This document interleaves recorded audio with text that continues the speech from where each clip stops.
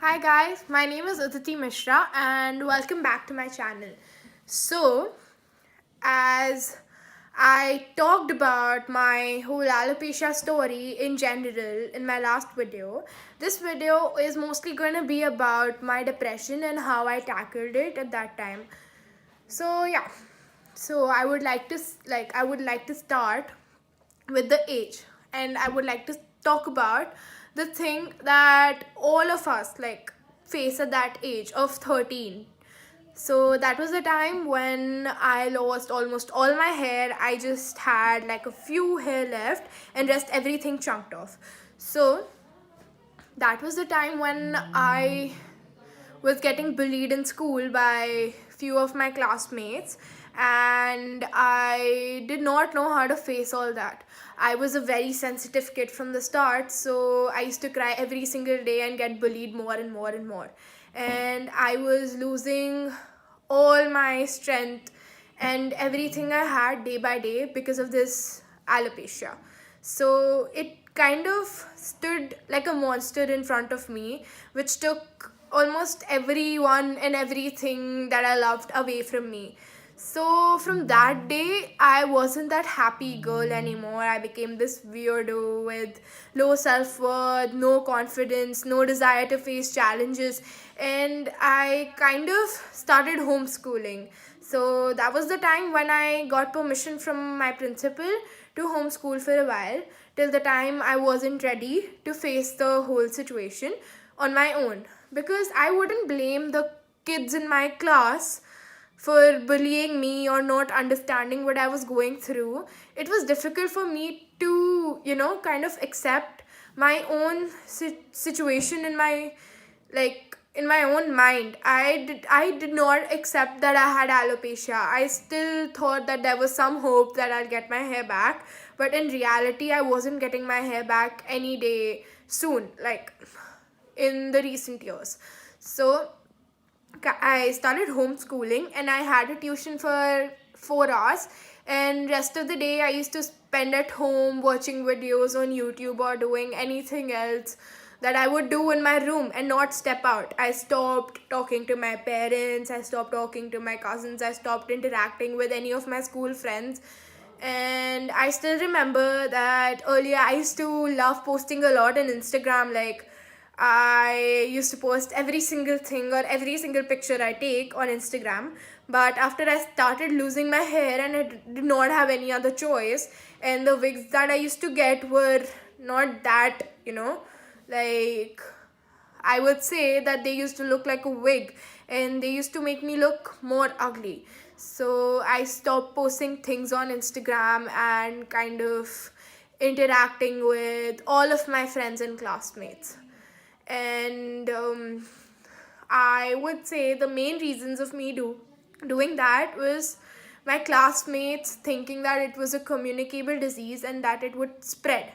And that's when they started talking about me, talking about how I'm going bald in such a young age. And I still remember the time when I was in school. I kind of, kind of made myself invisible. Like, I never used to go out for my brunch or lunch or whatever in school, because I thought if I would go out, everyone will start looking at me, and that's what happened. Like, every single person around me started looking at me, talking about me, and I don't know what they were talking about, but a 13-year-old girl would obviously assume that they were kind of bitching about her or something like that. So I kind of got into a very big depression stage when I used to cry every single day, every night, thinking about why only me? Why, out of many people, why only me having this kind of a disease wherein I lose all my hair? Because hair is kind of considered as a beauty thing. If you don't have hair, you're not beautiful. That's what I used to think mainly. Like, I don't know about other people, but that's what I had. So I used to feel very strong when I had my hair. I used to love my hair so much. And this all happened when I kind of, you know, Like, I was exposed to the teen, and this all happened. So it was a very, very depressing start for me. And I still remember how I was restricted from eating food, like the food that I always loved, which was chocolates, junk, pizza, pasta, or whatever like that. I was always restricted, and there was one day which was supposed to be my cheat day, when I used to eat whatever I wanted. Like, that also gluten free, but I used to have pasta or things like that, which was gluten free. So I started homeschooling, and I, I kind of started talking to my mom very abruptly. I stopped talking to my dad, who was always my best friend, and most importantly, the place where I used to feel safe, I stopped going there. And that was my squash court. So I used to play squash, and that was the time when I was playing well. And I thought that I would be doing well, but I lost all my hair and I lost all my confidence. So I stopped playing squash. But one of the major reasons for me to stop playing squash was one of the coaches. I would not mention the name, but I would like to say, like, I would like to talk about it, that there was a coach who used to kind of bully me. He used to call me Tukli, Ganji, Gajni. Like, if that was a thing, that was a movie wherein the guy was bald. So he used to call me Gajni or things like that. And he used to kind of, start hitting me on my head whenever I used to play. And I did not feel safe around him. I felt like I never wanted to play squash. I started hating sports. I started hating my own sport.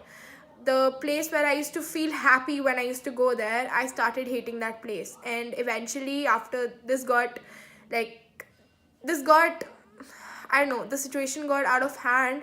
And when I could not handle it anymore, and as he was my coach, I could not say anything to him. So I told my mom that I don't want to go to the squash court and I don't want to play squash because I hate it now. So that was the time when my parents were very supportive, and they kind of made me understand that the step which I am going to take is a very big step, and I should think before I take this step. So she told me that I can take a leave for a few days and then think if I want to play or no. So that was the time when I went on a trip with my cousins, and that trip changed my whole life, I would say. And in that trip, I wore my wig and I went, and my aunt kind of told me to try taking off my wig and going for a swim. So I took off my wig, I went for a swim, and there were many people, like many strangers who were there in the pool. So they kind of noticed me for like a while, and after 2 or 3 minutes, they stopped. And that's when I thought that it's only a matter of 2 or 3 minutes. After that, everything is going to be normal. And I need to feel strong in my own skin. The minute or the day I start feeling strong in my own skin, everything will change for me and around me. So I am very thankful to my aunt for doing that, and my uncle for taking me on that trip. That trip changed my life. So when I came back, I told my mom that I won't stop playing squash. I will play squash. And the next day, I went to the courts. I told my coach about the whole situation, and she gave me an idea to take off my wig in front of everyone at the courts and start feeling confident. I am very thankful to have Surbidi around me as a coach and as a role model.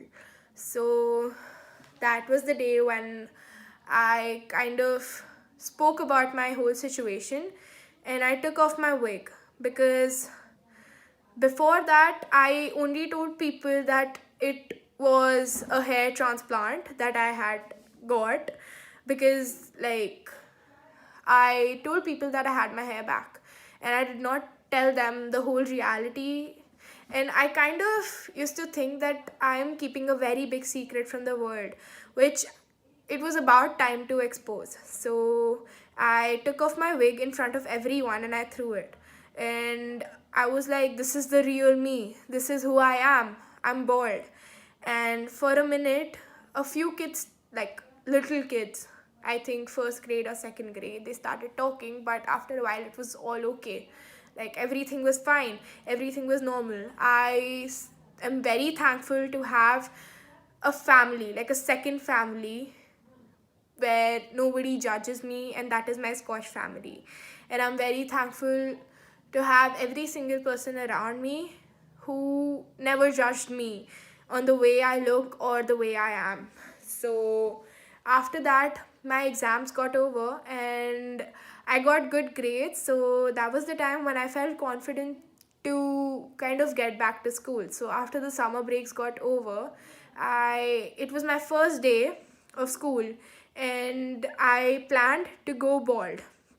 So my dad dropped me, and I still remember I was in the car and waiting at the reception gate to go to the school, and I still did not feel that confident.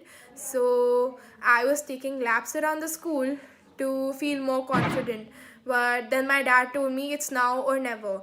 Either you get out of the car and go to the school, or you come back home with me. So I was like, no, I'm gonna do this. I'm gonna go to school.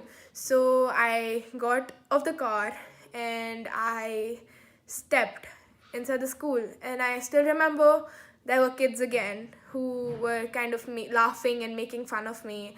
But I took that in a very nice way, and I did not look back. I walked and I went to my class. And as I entered the class, there were a few girls who were again talking, the girls who bullied me when I first faced all this, depression and everything.